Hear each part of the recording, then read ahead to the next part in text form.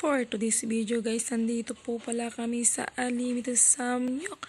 Dito lang po yan sa Barangay Banibayambang, Pangasinan. Katabi lang po ito ng daan. Lapit din po pala ito sa St. Vincent Ferrer Statue.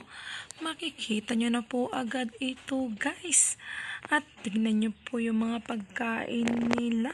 Ang sasarap. Sa halagang 299, unlimited chicken at unlimited pork na po yan.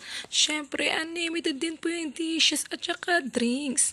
Yan guys, tingnan nyo guys. Ang sarap talagang kumain basta unlimited. Ilan beses na rin po kaming kumain dito. Babalik-balikan mo talaga pag masarap yung pagkain. At syempre, yung mga staff po nila, ang mabait po nila. Babalikan mo talaga kung ang service nila ay maganda. At yun ang maganda sa negosyo. Kung ang mga staff po nila ay mababait, laging nakasmile. O diba guys? At eto na nga guys, kumakain na po kami. Nakailang refill din po kami ng dishes at saka pork dyan. Ang sarap po talagang kumain. At eto na nga guys, naluto na yung pork.